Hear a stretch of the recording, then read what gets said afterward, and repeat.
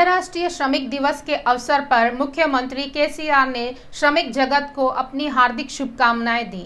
उन्होंने कहा कि श्रमिक दिवस की स्फूर्ति से तेलंगाना सरकार कर्मचारियों के कल्याण हेतु कई कल्याणकारी एवं विकास कार्यक्रम अमल कर रही है। मुख्यमंत्री ने कहा, उत्पादन एवं सेवा क्षेत्रों को सशक्त करते हुए उसी दिशा में राज्य सरकार द्वारा अमल किए जा रहे नए औद्योगिक नीतियों से विश्व स्तर पर प्रशंसा प्राप्त करते हुए सफलतापूर्वक यह नीतियां अमल की जा रही है। केसीआर ने कहा कि नई औद्योगिक नीतियों के द्वारा तेलंगाना में संपदा का सृजन हो रहा है, यह देश के विकास में सहायक सिद्ध होगा। कहते हुए मुख्यमंत्री ने अपने सरकार के नीतियों की सराहना की। उन्होंने बताया कि श्रमिकों के कल्याण को ही उद्देश्य मानकर राज्य सरकार द्वारा अपनाए जा रहे कार्यक्रमों के द्वारा लाखों लोगों को प्रत्यक्ष एवं परोक्ष रूप से रोजगार प्राप्त हो रहा है। राज्य के आबकारी मंत्री श्रीनिवास गौड़ ने कहा कि श्रम मंत्री के रूप में मंत्री मल्ला रेड्डी योग्य एवं समर्थ नेता है। वे एक श्रमिक से श्रम मंत्री के रूप में उभर कर ऊपर आए हैं। कहते हुए उन्होंने मल्ला रेड्डी की सराहना की। हैदराबाद नगर के रविंद्र भारतीय सभागृह में सरकार द्वारा आयोजित मई दिवस समारोह में भाग लिए मंत्री ने बताया कि विभिन्न राज्यों से संबद्ध लोग काम के लिए हैदराबाद नगर आते हैं। उन्होंने कहा कि हैदराबाद शहर सभी राज्यों के सभी वर्गों के लोगों का आदर करता है। कर्मचारियों, श्रमिकों को आर्थिक तथा सामाजिक रूप से ऊपर लाना ही मुख्यमंत्री के चंद्रशेखर राव का लक्ष्य है। श्रीनिवास गौड़ ने बताया कि राज्य सरकार श्रमिकों के लिए अनेकों कल्याणकारी योजनाएं अमल कर रही है।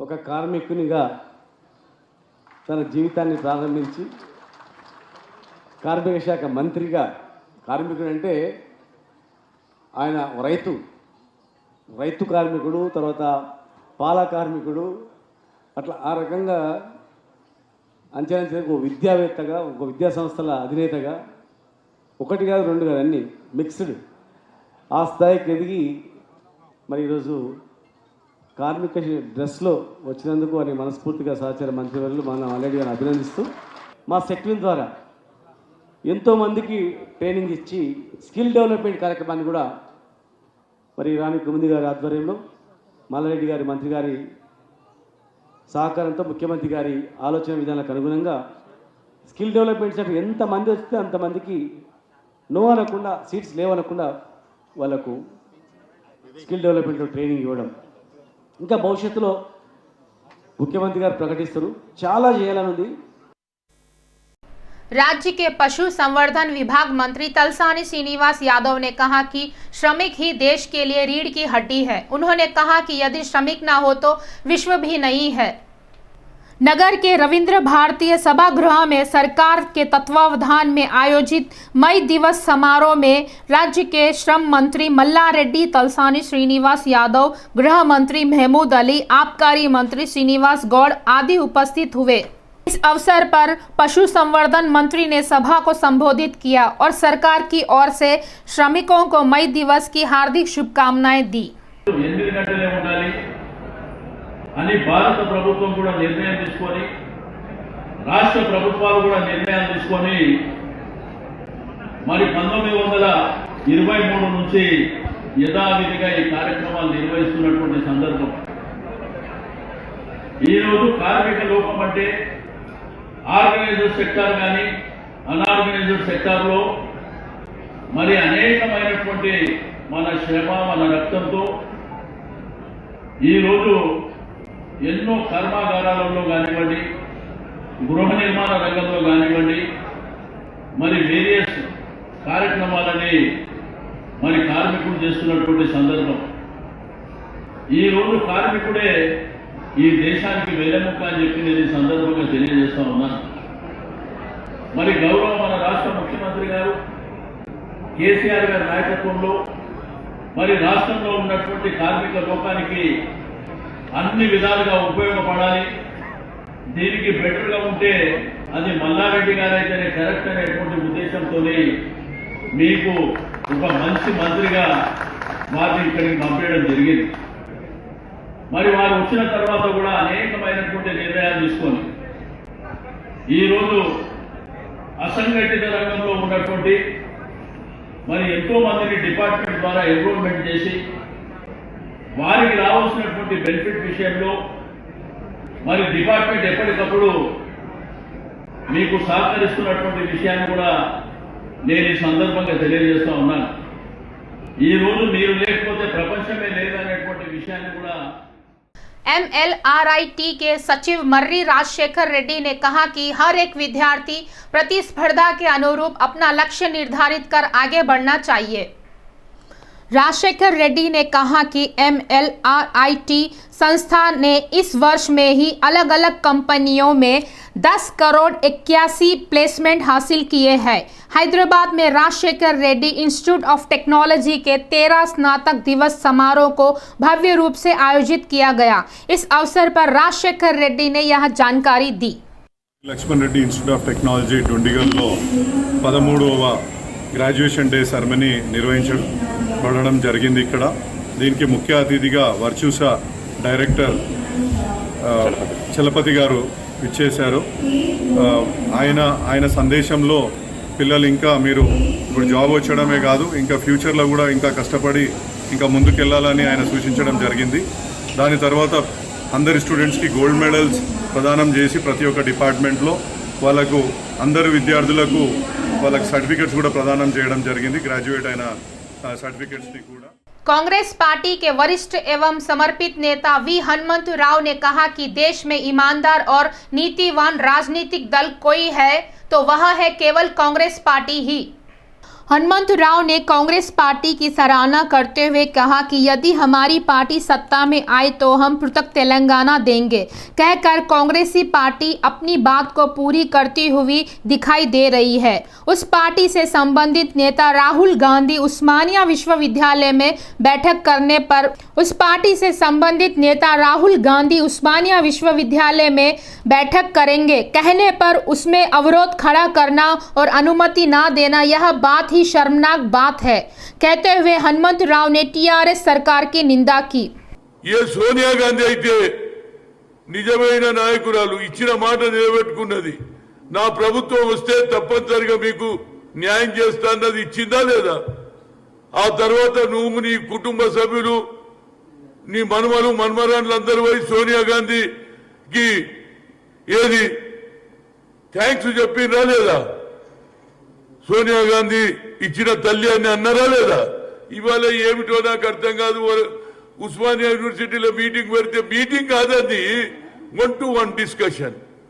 ఆయన ఏమడుగుతున్నాడు? మా తల్లి ఇచ్చింది, బాబాసాహెబ్ అంబేద్కర్ రాజ్యాంగంలో రాసిన ఆర్టికల్ 3 వల్లనే చిన్న రాష్ట్రాల మీద నీకు ఇచ్చింది.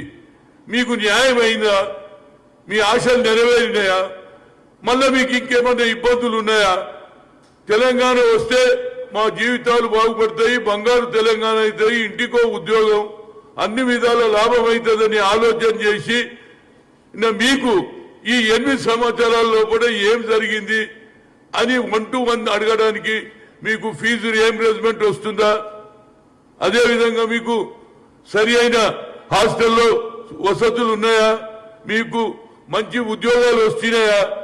ఇవన్నీ తెలుసుకోవడానికి ఆయన వస్తుంటే ఎవరికి ఇష్టం వచ్చిన వాళ్ళు మాట్లాడుతున్నారు. మొదల టీఆర్ఎస్ కార్యకర్తలు పోయి उस्मानिया विश्वविद्यालय के विद्यार्थियों ने आज मिनिस्टर्स क्वार्टर्स का घेराव किया।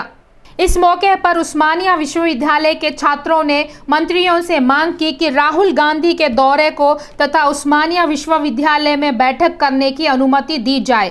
विद्यार्थियों के एक साथ जमा होकर वहां अपनी मांग दोहराने से उस क्षेत्र में स्थानीय तौर पर तनाव छा गया, जिससे पुलिस ने आंदोलनकारी विद्यार्थियों को गिरफ्तार कर बंजारा हिल्स पुलिस थाने भेज दिया। उस्मानिया विश्वविद्यालय के छात्रों ने कहा कि हर हाल में राहुल गांधी की जनसभा आयोजित करके ही रहेंगे और उसे सफल बनाएंगे। రాహుల్ గాంధీ రాకను వ్యతిరేకిస్తున్న టీఆర్ఎస్ పార్టీ నాయకుల మంత్రి కార్యాలయాన్ని ముట్టడించి నిరసన తెలిపడం జరిగింది. దుర్మార్గులు ఈరోజు తెలంగాణ ఇచ్చిన ఒక బిడ్డను ఇవాళ గౌరవించకుండా ఒక జాతీయ నేత మీద ఆంక్షలు విధించి అడ్డుకోవడం అంటేనే ఇది భారత రాజ్యాంగ హక్కును హరిస్తున్నట్లు, ప్రజాస్వామ్యాన్ని కూనీ చేస్తున్నట్లు, భావ స్వేచ్ఛ ప్రకటనను వ్యక్తపరిచే అవకాశాలున్నా ఈరోజు ఈ ప్రభుత్వం నొక్కిపడతా ఉంది. టీఆర్ఎస్ పార్టీ ఎల్లకాలం అధికారంలో ఉండదు, మనం ఎన్నో చూసినాం. కాబట్టి ఖచ్చితంగా రాబోయే ఎన్నికల్లో ఈ టీఆర్ఎస్ పార్టీని పొందబెడతాం. ఖచ్చితంగా ఒక ఫాస్ట్ ట్రాక్ కోర్టులు పెట్టి ఈ దొంగల ముఠాను జైలుకు పంపిస్తామని కూడా హెచ్చరిస్తా ఉన్నాం. सैदाबाद सिंगरेनी कॉलोनी में प्रजा शांति पार्टी के अध्यक्ष के.ए. पाल ने दौरा किया। अपने इस दौरे के अंतर्गत वे स्थानीय लोगों से मिलकर उन्होंने वहां की समस्याएं और तकलीफों की जानकारियां इकट्ठी की। इस मौके पर के.ए. पाल ने दुख प्रकट करते हुए कहा कि नगर के सिंगरौनी कॉलोनी झुग्गी में 30,000 गरीब लोग पलायन करने, जीने के लिए आए मजदूर आदि यहाँ बहुत ही दूभर जीवन बिता रहे हैं। उन्होंने कहा कि नागरिक प्रशासन मंत्री के तारक रामा राव द्वारा दत्तक लिए गए सिंगरौनी झुग्गी बस्ती क्षेत्र में जनता को न्यूनतम मौलिक सुविधाएं भी उपलब्ध नहीं है, जिस कारण यहाँ के लोगों को काफ़ी तकलीफों का सामना करना पड़ रहा है। उन्होंने बताया कि इस समय तेलंगाना राज्य की जनता बदलाव चाह रही है। కాలనీని 30,000 మంది అంటే ఇండియాలో ఇదే సెకండ్ లార్జెస్ట్ ముంబై తర్వాత. ఇంతకంట పెద్ద స్లమ్ కాలనీ ఇంకోటి లేదు. అలాంటిది ఒక్క ఇల్లేనే కట్టారా? ఒక్క వాగ్దానం నిలబెట్టుకున్నారా? డ్రైనేజీలు చూడరు. ఆటో ఇక్కడ పనిచేస్తుంది ఎవరు? Rickshaw pullers, construction workers, auto drivers. ఈరోజు మేడే వాళ్ళు ఏం చేస్తున్నారు? నా బాధ ఏంటి? ఇంత డబ్బుండి లక్షల కోట్లుండి కనీసం మనిషికి ఓ 1,00,000 రూపాయలు, 2 లక్షలు, 5 లక్షల రూపాయలు పెట్టి ఒక 1 బెడ్రూమ్, 2 బెడ్రూమ్, 2 బెడ్రూమ్లు లేకపోతే 1 బెడ్రూమ్ అని కట్టాలా? ఇక్కడ కాకపోతే ఇంకొక దగ్గర చేయాలి. ఏమైనా చేశారా? అర్థమేంటి? చేయలేదు. రోడ్లు చూడండి, పరిస్థితి చూడండి. అందుకనే ప్రజాశాంతి పార్టీగా నేను వచ్చాను. ఇంతవరకు మీకు తెలుసు, నేను నా సొంత డబ్బుతో ఇదే హైదరాబాద్ సిటీలో 53,000 మంది వితంతులకు, 40 లక్షల వితంతులకు రాష్ట్రంలో, దేశంలో అనేక ప్రదేశాల్లో 3,10,000 మంది అనాథులకు ఉచితంగా చదువు చెప్పి ఇక్కడ కనీసం స్కూళ్ళు ఉన్నాయా? ఇది ఈరోజు పరిస్థితి. ఆలోచించండి. ఇదా బంగారు తెలంగాణ? నిలబడలేకపోతాం. స్మెల్ ఇంకా ఇక్కడ రోడ్డు మీదకి వచ్చిన తర్వాత నిలబడు. ఆ డ్రైనేజీలు చూస్తుంటే అసలు ఎలా ప్రజలు బతుకుతున్నారు? ఇక్కడ ఎన్ని రోగాలు వస్తాయి దీని ద్వారా. हैदराबाद की चंद्रायन गुट्टा पुलिस ने अपने मानवतावादी होने का सजीव प्रमाण दिया। अस्वस्थ हुए 6 माह के बच्चों को सही समय पर उपचार सुविधाएं मुहैया कराकर पुलिस ने उसकी जान बचाई। हैदराबाद पुराने शहर के गौस नगर निवासी दंपत्ति सोहेल नेहा की एक 6 माह की शिशु कन्या है। वह शिशु कन्या किसी कारण से अस्वस्थ हो गई और वह सांस लेने में कठिनाई का अनुभव कर रही थी। यह दंपति कुछ न कर पाने की स्थिति में थे। चंद्रायन गुट्टा पुलिस थाने के समीप अपनी नवजात शिशु को लेकर रोते हुए बैठे थे। इन्हें देखकर चंद्रायन गुट्टा थाने के इंस्पेक्टर प्रसाद वर्मा ने तत्काल उस दंपति को अस्वस्थ बालिका के साथ अपने वाहन में बैठाकर समीप के अस्पताल पहुंचाकर उसकी प्राथमिक चिकित्सा करवाई। इसके साथ ही निजी अस्पताल के डॉक्टरों द्वारा दी गई सलाह के अनुसार उन्होंने उस दंपति सहित बालिका को अपने ही वाहन में सवार कर बेहतर उपचार के लिए नीलोफर अस्पताल पहुंचाया। यह नीलोफर अस्पताल के डॉक्टरों ने बताया कि सही समय पर बालिका को उपचार हेतु अस्पताल ले आने के कारण उसकी जान खतरे से बाहर है। यह सब इंस्पेक्टर प्रसाद की मानवतावादी व्यवहार की देन है। बालिका की हालत को देखकर वह दंपत्ति समस्त पुलिस विभाग को धन्यवाद ज्ञापित कर रहे हैं। भद्राद्री कोत्तागुडेम जिले में दुर्घटना की शिकार हुई एक कार में भारी मात्रा में गांजा बरामद हुआ। यह भद्राद्री जिला सारापाका स्थित भद्राचलम पुल के समीप अपना संतुलन खोई कार पलटी मारकर गिर गई। इस दुर्घटना का शिकार हुई कार में भारी मात्रा में गांजा बरामद हुआ। इस घटना के बाद स्थानीय लोगों ने कार में गांजा होने की पहचान कर तत्काल पुलिस को सूचना दी। घटनास्थल पर पहुंची पुलिस ने कार सहित गांजे को जब्त कर लिया। इस दुर्घटनाग्रस्त कार में गांजा मिलने से पुलिस परेशान है। पुलिस ने बताया कि कार में सवार लोग कार के दुर्घटनाग्रस्त होते ही वहां से फरार हो गए। भद्राचलम पुलिस मामला दर्ज कर आगे की जांच पड़ताल कर रही है। एबीसी हास्य लाफिंग क्लब के चेयरमैन सत्यनारायण ने बताया कि शारीरिक दृढ़ता एवं मानस उल्लास के लिए लाफिंग योगा काफी उपयोगी एवं सहायक सिद्ध होती है। विश्व हास्य दिवस के संदर्भ में जुबली बस स्टैंड के समीप पिकेट गार्डन में लाफिंग क्लब द्वारा एक रैली का आयोजन किया गया। सत्यनारायण ने बताया कि लाफिंग योगा के कारण मानसिक प्रशांतता मिलने के साथ साथ शारीरिक व्यायाम भी होता है। लाफिंग योगा के अंतर्गत हंसना, विभिन्न प्रकार के हाव भावों को व्यक्त करना, योगा करना जैसे अनेकों क्रियाकलाप व्यायाम के रूप में होते हैं। उन्होंने बताया कि प्रतिवर्ष माह मई के प्रथम सप्ताह में इस कार्यक्रम का आयोजन कर जनता में लाफिंग योगा के लाभों से परिचित कराया जाता है। उन्होंने बताया कि पूरे हैदराबाद शहर में 27 लाफिंग योगा क्लब है। उन्होंने सभी लोगों से आग्रह करते हुए कहा कि हर कोई व्यक्ति लाफिंग योगा कर अपने स्वास्थ्य एवं मन को फिट बनाए रखे। లండన్లో 1960లో స్టార్ట్ అయింది. అప్పటి నుంచి యోగా లాఫింగ్ యోగా అనేది కంటిన్యూ అవ్వకుంటూ వస్తున్నది. మదన్ కటారే బెంగళూరులో లాఫింగ్ యూనివర్సిటీ కూడా స్టార్ట్ చేశారు. ఈ రకంగా మనకు హైదరాబాద్లో 27 లాఫింగ్ క్లబ్స్ ఉన్నాయి. అన్ని పార్కులలో, అన్ని క్లబ్లలో, అన్ని ఏరియాలలో లాఫింగ్ చేసుకుంటా లాఫింగ్ యోగా తోటి మేము చాలా యాక్టివ్ ఉన్నాం. మెయిన్ ఇంపార్టెంట్ ఏంటంటే ఎగ్జాంపుల్ నేను ఇక్కడ చైర్మన్గా ఉండి నాకే 2018లో బ్రెయిన్ హ్యామరేజ్ అయిపోయింది. ఆల్మోస్ట్ కోమాలోకి వెళ్ళిపోయిన 1 ఇయర్. నన్ను బతకరని ఇంటికి తీసుకొచ్చారు. అటువంటి దాంట్లో నేను ఈ లాఫ్టర్ వలన, ఈ లాఫింగ్ క్లబ్ వలన, ఈ లాఫింగ్ యోగా వలన నేను బయటపడి వాళ్ళ ఈ రకంగా ఉన్నా. నాలాగనే ఇంకా ఎగ్జాంపుల్ ఇంకో మనిషి నడవలేని పరిస్థితుల్లో ఉన్నోడు లాఫింగ్ క్లబ్కి వచ్చి ఈ 5 ఇయర్స్ నుంచి లాఫింగ్ చేస్తాం వల్ల ఈ రకంగా మనిషి తయారైపోయిండు. చాలా సంతోషం ఉంది. ఇంకో ఆయనకు పెరాలసిస్ వచ్చింది. పెరాలసిస్ కూడా తక్కువైనాయి. ఈ రకంగా లాఫింగ్ యోగాలో లాఫింగ్ తోటి మనసు పీస్ వస్తుంది, స్ట్రెస్ తగ్గుతుంది. స్ట్రెస్ తగ్గిపోయి ఎగ్జాంపుల్ ఈయన పెరాలసిస్ స్ట్రోక్ వచ్చింది, రాజమండ్రి నుంచి వచ్చి లాఫింగ్లో జాయిన్ అయ్యారు. అట్లా మనం ఈ లాఫింగ్ తోటి पीस వచ్చి స్ట్రెస్ తగ్గిపోయి హ్యాపీగా ఉంటారు. Laughing is the best. चिलचिलाती धूप एवं तेज गर्मी से संपूर्ण तेलंगाना एवं आंध्र प्रदेश राज्य जलते हुए दहक रहे हैं। यह तापमान दिन प्रतिदिन बढ़ते ही जाने से जनता कई प्रकार की कठिनाइयों का सामना कर रही है। तेलंगाना में लू, भारी तेज गर्म हवाएं चलने से और उनका असर गंभीर होने से लोग तड़प रहे हैं। आंध्र प्रदेश में मौसम संबंधी जानकारी देते हुए मौसम विभाग के अधिकारियों ने बताया कि दूसरी ओर तेलंगाना में कल शनिवार को लू, भारी हवाएं चलने से 6 लोगों की मौत हो गई। निजामाबाद जिले के रेंजल में कल रिकॉर्ड स्तर पर 45.8 डिग्री तापमान दर्ज किया गया। मौसम विभाग के अधिकारियों ने बताया कि दोनों ही राज्य को धूप एवं लू का खतरा बना हुआ है, अतः लोग सतर्कता बरतते हुए आवश्यकता पड़ने पर ही घरों से बाहर निकले।